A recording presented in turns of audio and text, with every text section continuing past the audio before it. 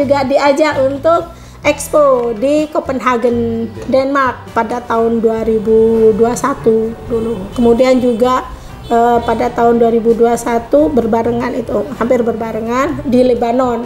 Bahkan kami mendapatkan calon buyer untuk ekspor ke sana. Nanti sudah BPOM, kami juga sudah mengurus SKP. SKP itu sertifikasi kelayakan pengolahan itu ya. Nah, setelah SKP kemudian dinaikkan lagi, diajukan SNI yang semoga dapat sertifikatnya.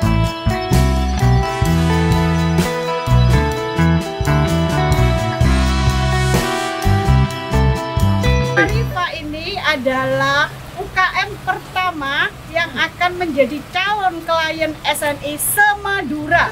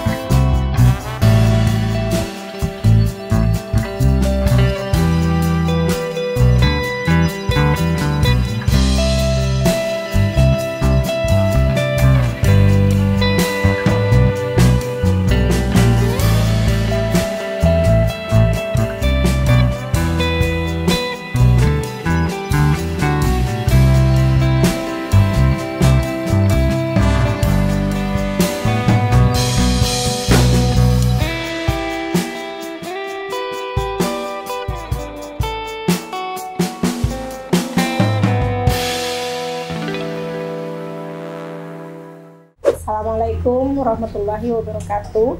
Nama saya Sarifah Dewi. Alamat saya Jalan Basar 41 dan punya usaha Basaraya di Jalan Agus Salim nomor 12.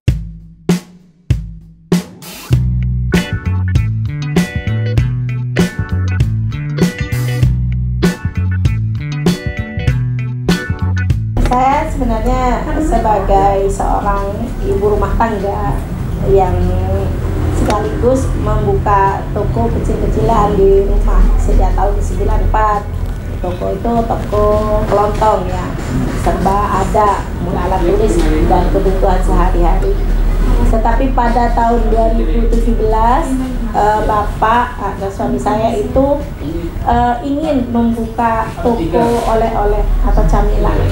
Kenapa? Karena pada tahun-tahun itu Bapak banyak relasinya, banyak teman yang baik dari luar kota maupun luar negeri yang selalu berkunjung ke rumah atau ke kantor atau ke pabrik gitu. Nah, otomatis kita sebagai seorang Madura ingin memberikan semacam bingkisan yang khas gitu tentang yang khas Madura. Nah, waktu itu belum ada yang representatif untuk oleh-oleh yang tidak dalam kutip nodusin untuk diberikan kepada tamu kami. Akhirnya Bapak berinovasi untuk membuka toko Basaraya di Jalan Agus Salim ini, yaitu toko oleh-oleh khas Madura. Kemudian yang di rumah tetap dibuka tahun 2017 yang buka di Jalan Agus Salim, dan yang di rumah tahun 1994. Basaraya itu kita ambil dari pertama nama jalan di rumah kami, Jalan Basar.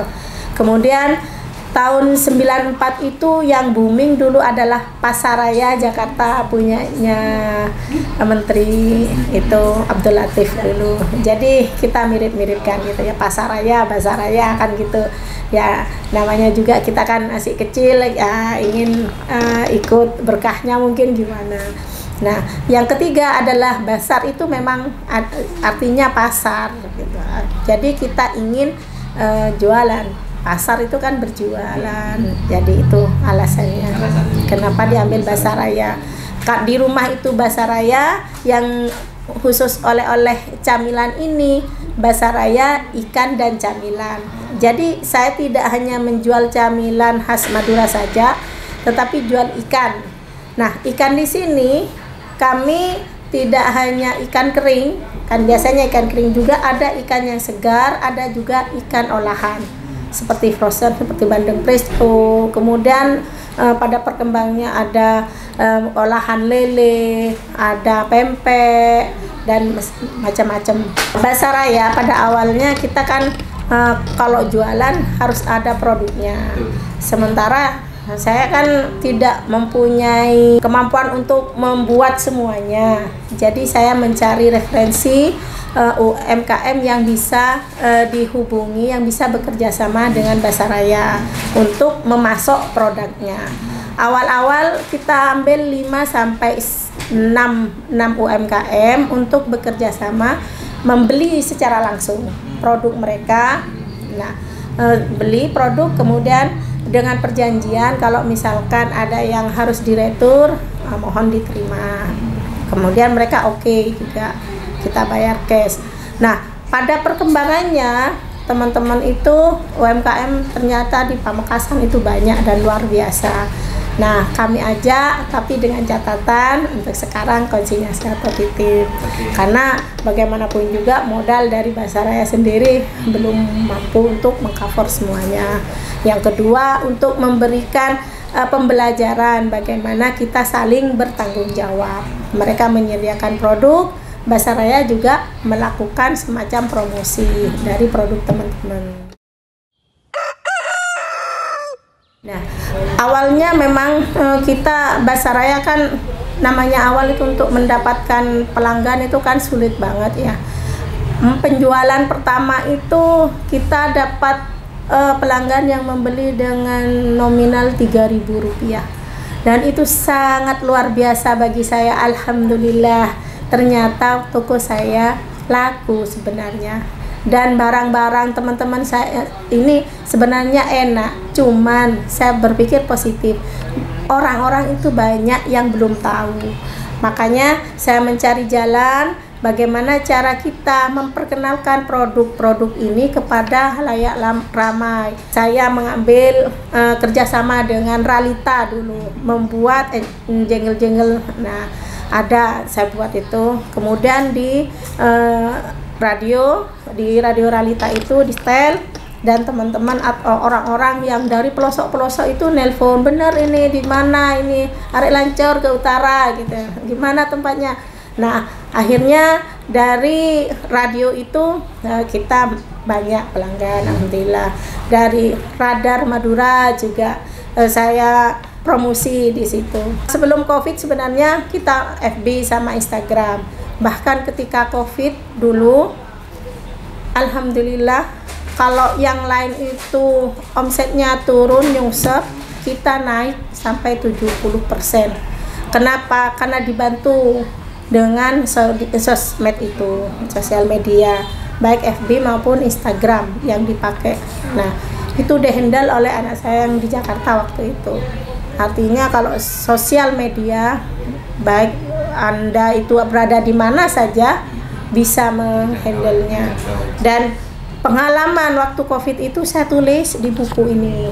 Ya, di sini ada bisnisku selamat di masa Covid-19. Jadi saya tulis, diketik 2020. Nah, ini saya terbitkan. Jadi apa pengalaman saya tentang bagaimana sampai bisa bertahan. Nah, itu tidak mudah untuk mempertahankan sebuah bisnis dengan bencana seperti Covid seperti itu. Semuanya lindungan dari Allah dan semuanya adalah pertolongan dari Allah. Kita menjalani dan kita bisa survival, kita bagi kepada teman-teman melalui buku.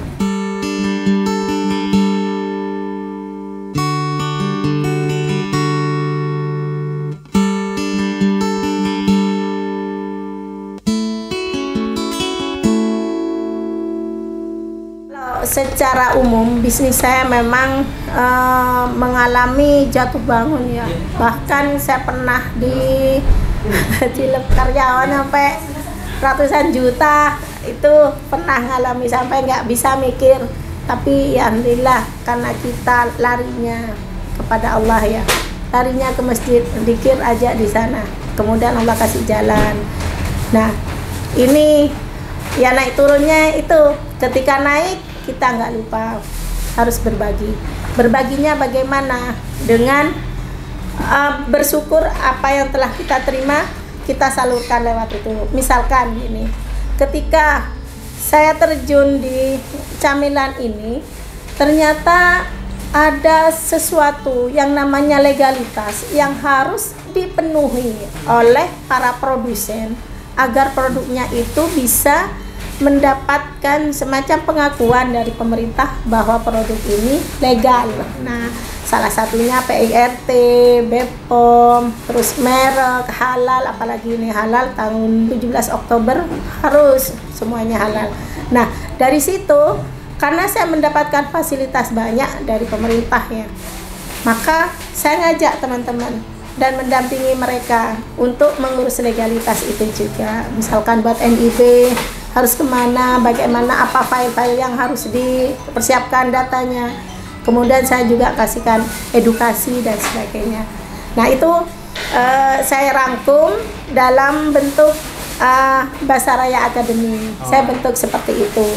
Kemudian ketika saya banyak berkenalan dengan teman-teman, ternyata salah satu kendalanya juga adalah keuangan, maka saya bentuk koperasi Mitra Basaraya Jaya. Ada beberapa teman-teman yang tergabung di situ. Misalkan kemasannya atau bahan bakunya butuh modal, nah ada di koperasi itu.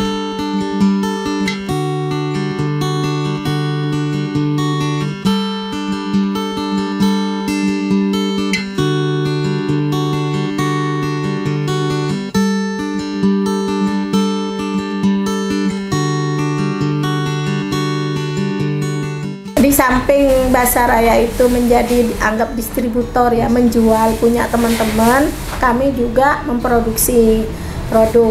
Ada yang produk asli Basaraya seperti Bandeng Presto dan minuman Poka. Minuman Poka itu sama Bandeng Presto sudah mendapatkan BPOM karena memang harus BPOM bukan PIRT kalau produk frozen dan minuman cair. Kemudian di samping produk bandeng dan minuman Poka ada kacang lorcu, terus teri ceme atau teri halus itu bahan bakunya dari teri kering yang kami ambil dari UMKM lain. Jadi bersifatnya maklun, bukan produk sendiri tapi mengemas ulang. Tapi tetap legalitasnya kami yang ngurus. Bahkan yang namanya logo Basaraya itu sudah paten, sudah terdaftar di Kemenhub. Jadi itu. Bahkan yang namanya Bandeng Presto itu kami di samping sudah BPOM, kami juga sudah mengurus SKP. SKP itu sertifikasi kelayakan pengolahan itu ya. Nah, setelah SKP kemudian dinaikkan lagi, diajukan SNI yang semoga dapat sertifikatnya. Kemarin sudah diuji di dapur produksinya.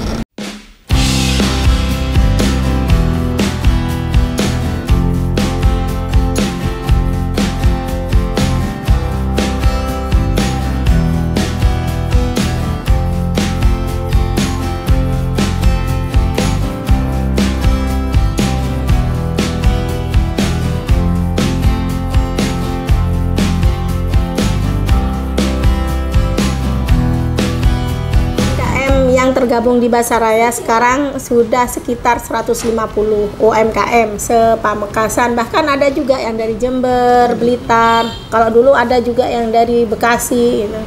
Nah, dari 150 UMKM itu ada sekitar 2000 item produk, judul produknya. Nah, masing-masing produk minimal mereka nitip 10 sampai 20 tergantung move-nya itu, lakunya seberapa cepat lakunya. Dan itu memang harus diperhitungkan juga agar kita sama-sama menjaga. Misalkan terlalu numpuk padahal tidak laku banget gitu ya. Nah kan kasihan UMKM-nya, walaupun kita bisa retur saya nggak rugi, tapi kan UMKM yang rugi, kan kasihan. Jadi saya ada sistem untuk mengatur seperti itu, ada manajemennya. Kemudian dari produk-produk itu kita juga bisa melihat mana produk yang fast moving dan mana yang low gitu, sehingga kita bisa evaluasi. Nah, ini diinformasikan kepada UMKM itu, oh produknya Pak, silahkan kirim lagi, tinggal sedikit misalkan gitu. Ada sebagai komunikasi. Bahkan saya membentuk klub Basaraya, di mana teman-teman yang memasukkan produknya di sini saya tampung di situ. Salah satu kelebihan dari Basaraya sebenarnya kita ada semacam target ya. Ada 3 target. Basaraya inginnya yang pertama menjadi pusat oleh-oleh camilan Madura, khas Madura. Yang kedua adalah pusat pelatihan UMKM. Dan yang ketiga adalah pusat pelatihan generasi emas. Apa itu? Yang pertama pusat oleh-oleh khas Madura. Jelas saya ingin membentuk Basaraya ini sebagai destinasi yang tujuan utama dari orang-orang baik dari luar maupun orang-orang dalam Pamekasan sendiri. Tujuannya kalau ingin oleh-oleh Basaraya, langsung Basaraya gitu. Dan itu didukung dengan sosmed yang dimiliki, baik itu IG atau FB, termasuk juga jualan di Shopee atau Tokopedia. Bahkan kemarin juga mampu membuat Amazon yang linknya ke Amerika Utara gitu.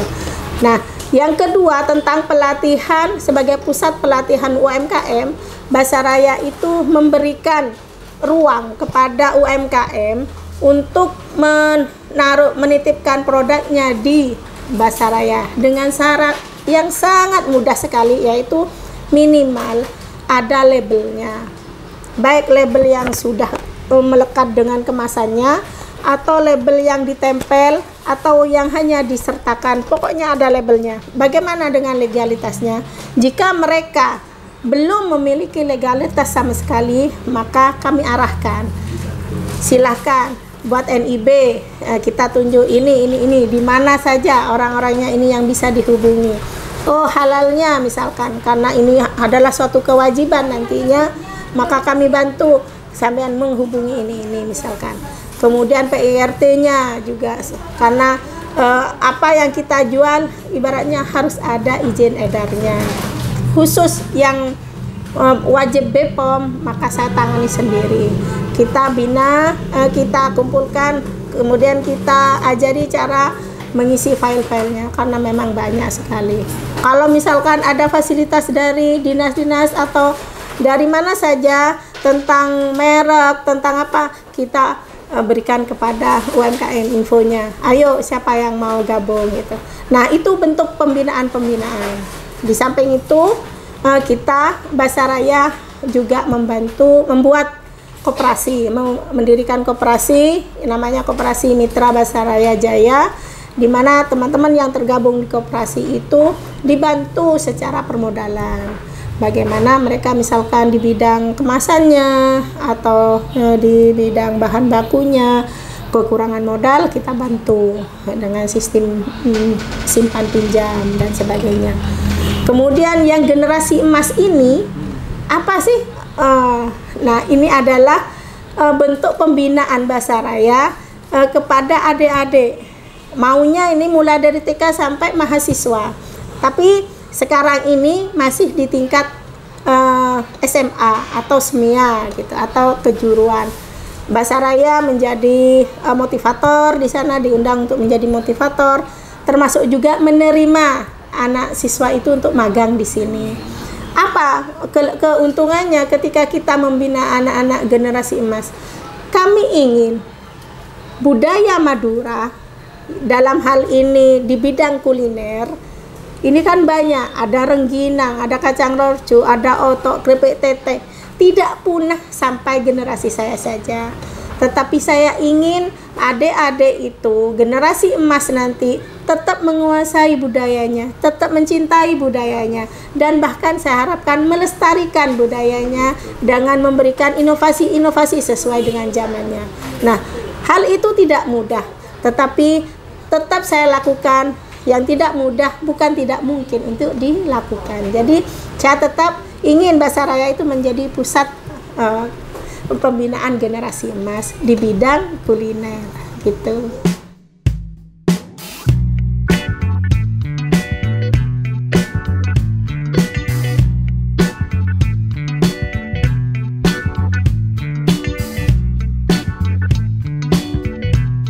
Itu semakin dikenal baik oleh masyarakat maupun dinas-dinas dan sebagainya. Jadi kami sering diberi semacam fasilitas-fasilitas, misalkan ada bazar, boothnya tidak usah bayar, gratis gitu ya. Dan kita saling kerjasama. Salah satunya lagi, kita Bazar Raya itu sering mengadakan basar ya, karena diajak, misalkan karena Bazar Raya juga binaan BI, maka diajak untuk basar di Surabaya, juga basar di Jakarta, Fesyar itu festival syariah, semua produk-produk yang sudah mempunyai sertifikat halal dibawa ke Jakarta. Alhamdulillah itu setelah ikut basar-basar semacam itu, penjualan semakin meningkat karena semakin dikenal produk atau oleh-oleh atau camilan khas Madura itu pusatnya di Bazar Raya. Nah, yang tidak kalah kerennya juga ya, Bazar Raya juga diajak untuk expo di Copenhagen, Denmark ya. Pada tahun 2021 dulu. Kemudian juga pada tahun 2021 berbarengan itu, hampir berbarengan di Lebanon. Bahkan kami mendapatkan calon buyer untuk ekspor ke sana gitu. Ada 3 perusahaan yang berminat. Dan itu memang perlu ditindaklanjuti oleh Bazar Raya. Kemudian ada juga kami mengikuti bazar yang di Bali, namanya G20, ketika para kepala negara itu datang ke Bali, kami pameran di sana juga. Kemudian juga mengikuti hari jadi koperasi di Bali, bahkan saya ada di sana 5 hari, dan semuanya itu memberikan ruang kepada Bazar Raya untuk semakin dikenal. Di samping kita juga secara sosial media mengadakan di marketplace penjualannya di sana. Kami UKM Pamekasan bangga ber-SNI.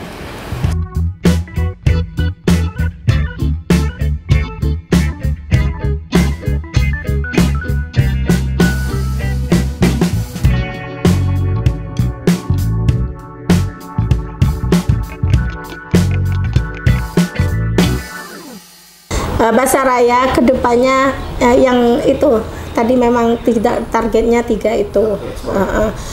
Kemudian ada satu hal yang perlu dipertimbangkan juga, karena kita bergerak di bidang wisata, otomatis wisata itu pasti yang dicarikan oleh-oleh.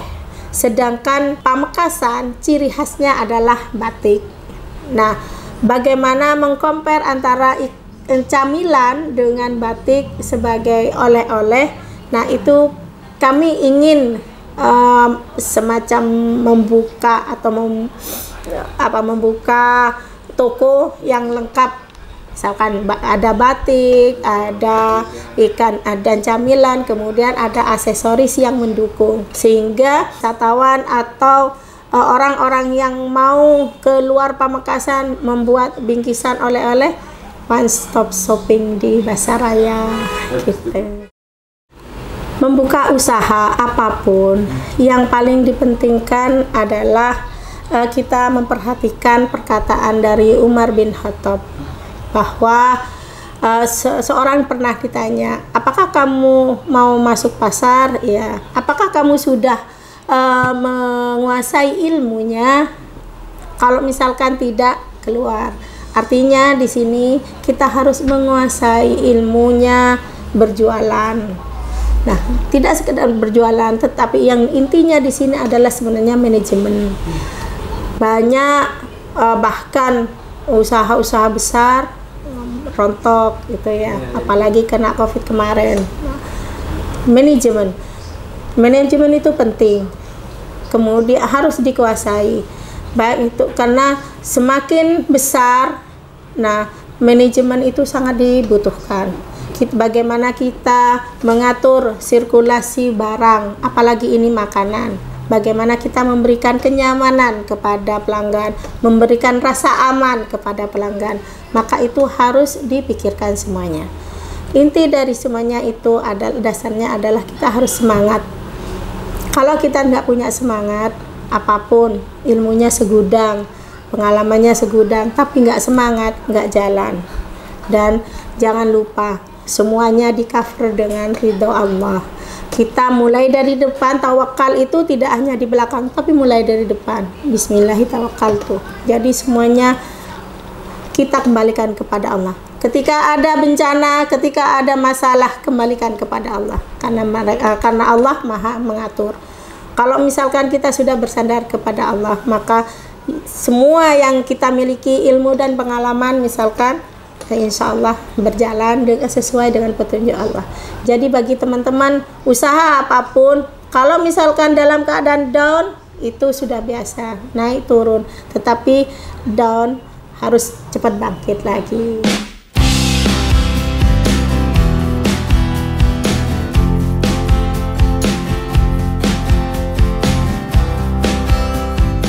Alhamdulillah, saya mendapatkan kesempatan di sini untuk berbagi pengalaman, dan kepada semuanya para penonton, mari kita tetap semangat dan siap. Ayo majukan UMKM Madura. Dan terima kasih kesempatan yang telah diberikan. Mohon maaf atas segala kesalahan, baik itu sengaja atau tidak. Wabillahi taufiq wal hidayah. Wassalamualaikum warahmatullahi wabarakatuh. Jangan lupa subscribe, komen, dan like channel YouTube Legenda Kreatif.